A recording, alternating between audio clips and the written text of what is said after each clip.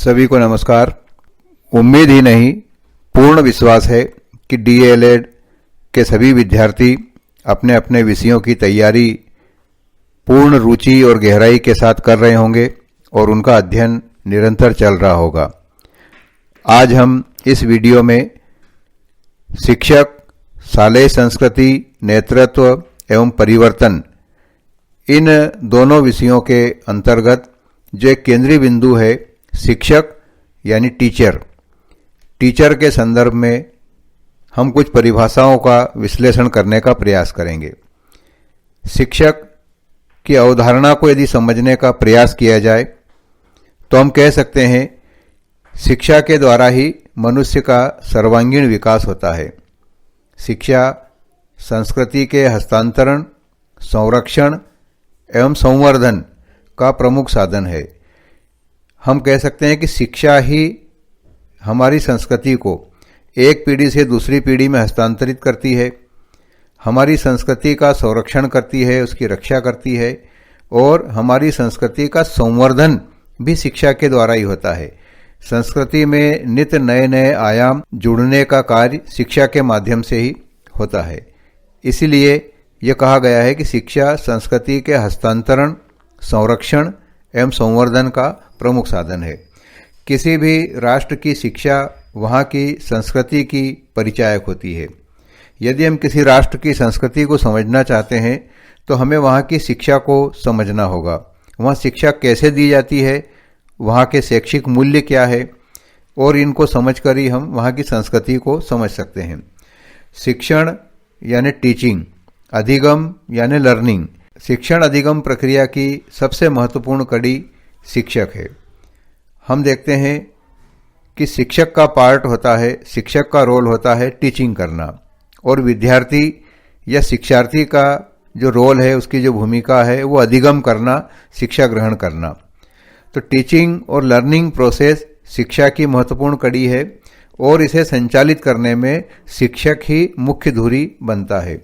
सही अर्थों में शिक्षक ही राष्ट्र का निर्माता होता है, अर्थात शिक्षक शिक्षा की वह धुरी है जिसके माध्यम से पीढ़ी दर पीढ़ी बौद्धिक परंपराओं और तकनीकी कौशलों का हस्तांतरण होता है।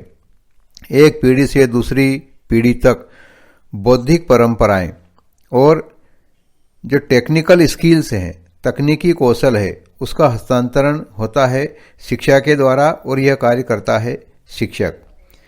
वह देश की संस्कृति और परंपराओं के ज्ञान रूपी दीपक को निरंतर प्रकाशित करता रहता है। डॉक्टर राधा कृष्णन जी ने कहा था कि शिक्षक राष्ट्र के कल्याण एवं भविष्य की धरोहर के रक्षक होते हैं।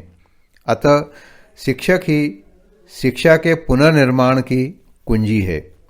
हम शिक्षक के संबंध में कुछ महत्वपूर्ण परिभाषाओं को जो विद्वानों ने शिक्षक को परिभाषित करते हुए दी है, उनको भी हम ध्यान में लेना चाहते हैं। H.G. वेल्स ने शिक्षक की बहुत अच्छी परिभाषा दी है। उन्होंने कहा है, the teacher is the real maker of history. शिक्षक इतिहास का वास्तविक निर्माता है। The teacher is the real maker of history. शिक्षक इतिहास का वास्तविक निर्माता है।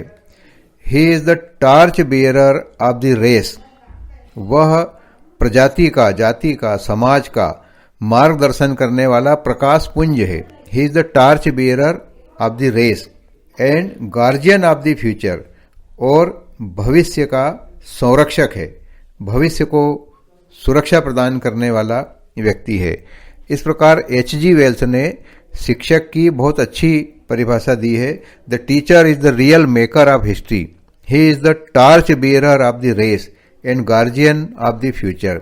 यानी शिक्षक इतिहास का वास्तविक निर्माता है, वह समाज का, प्रजाति का पथ प्रदर्शक है, भविष्य का संरक्षक है, भविष्य की सुरक्षा करने वाला प्रमुख व्यक्ति है। गारफोर्थ ने भी शिक्षक के बारे में कहते हुए अपना विचार व्यक्त किया है।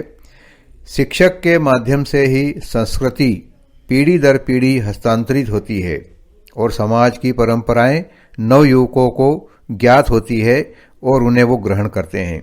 गारफोर्थ एक अच्छे शिक्षाविद, उन्होंने कहा है कि शिक्षक के माध्यम से ही हमारी संस्कृति, हमारा कल्चर एक पीढ़ी से दूसरी पीढ़ी को हस्तांतरित होता है और समाज की जो परंपराएं हैं, समाज की जो ट्रेडिशन है, वो नवयुवकों को शिक्षा के माध्यम से ही ज्ञात होती है और वे उन्हें ग्रहण करते हैं। एक और शिक्षा शास्त्री हैं जॉन एडम्स। इन्होंने सिर्फ एक लाइन में शिक्षक की बहुत अच्छी परिभाषा दी है, the teacher is the maker of man, यानी शिक्षक मनुष्य का निर्माता होता है। बहुत महत्वपूर्ण बात, बहुत ही सारगर्भित तरीके से जॉन एडम्स ने शिक्षक को परिभाषित किया है। The teacher is the maker of man, यानी शिक्षक मनुष्य का निर्माता है। प्रोफेसर हुमायूं ने भी शिक्षक के बारे में अपनी बात कहते हुए, शिक्षक के महत्व को प्रतिपादित करते हुए, उन्होंने बड़ी महत्वपूर्ण बात कही है जो हमें समझना चाहिए, हमारे संज्ञान में वो बात होना चाहिए। शिक्षा पद्धति की कुशलता शिक्षकों की योग्यता पर निर्भर है, यानी एजुकेशन सिस्टम कितना ठीक से काम करेगा या नहीं करेगा, शिक्षा पद्धति की कुशलता शिक्षकों की योग्यता पर निर्भर है।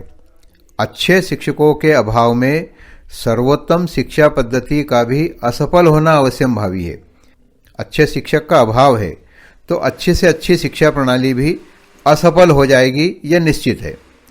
और अच्छे शिक्षक यदि हैं, अच्छे शिक्षकों द्वारा पद्धति के या सिस्टम के अधिकांश दोषों को दूर भी किया जा सकता है। यदि शिक्षक कुशल हैं और एजुकेशन सिस्टम में कुछ कमियां हैं, कुछ दोष है, तो अच्छे शिक्षक उनको दूर कर सकते हैं, दूर कर देते हैं। ये प्रोफेसर हुमायूं का विचार है। अच्छे शिक्षकों के अभाव में सर्वोत्तम शिक्षा पद्धति भी आवश्यक रूप से असफल हो जाएगी और अच्छे शिक्षकों द्वारा पद्धति के कमियों और दोषों को भी अनिवार्यतः दूर कर ही दिया जाता है। माध्यमिक शिक्षा आयोग, जिसे मुदालियर आयोग के नाम से भी जाना जाता है, उन्होंने भी कहा है कि अपेक्षित शिक्षा के पुनर्निर्माण में सबसे महत्वपूर्ण तत्व वो शिक्षक है। कोठारी आयोग ने भी शिक्षा के बारे में अपनी विस्तृत अनुशंसाएं की थी। कोठारी आयोग का मानना है कि शिक्षा को गुणात्मक रूप से प्रभावित करने वाले विभिन्न तत्वों में, शिक्षा की गुणात्मकता को, शिक्षा की क्वालिटी को प्रभावित करने वाले अनेक तत्व हैं। उन अनेक तत्वों में से शिक्षक के गुण, कुशलता एवं चरित्र का महत्व निसंदेह सर्वोपरि है। उन अनेक तत्वों में शिक्षक के गुण, शिक्षक की कुशलता और शिक्षक का चरित्र यानी उसका कैरेक्टर निसंदेह सर्वाधिक महत्वपूर्ण है, यह कोठारी आयोग का कहना है। इन सब परिभाषाओं को देखने से हम ये कह सकते हैं कि वास्तव में शिक्षक राष्ट्र की संस्कृति एवं अध्ययन अध्यापन प्रक्रिया का प्रतिनिधि होता है। अतः हम इस बात को सहज ही मान सकते हैं कि शिक्षक भावी नागरिकों का निर्माण करके अंततः राष्ट्र का निर्माण करता है, इसीलिए उसे राष्ट्र का निर्माता कहा जाता है। धन्यवाद।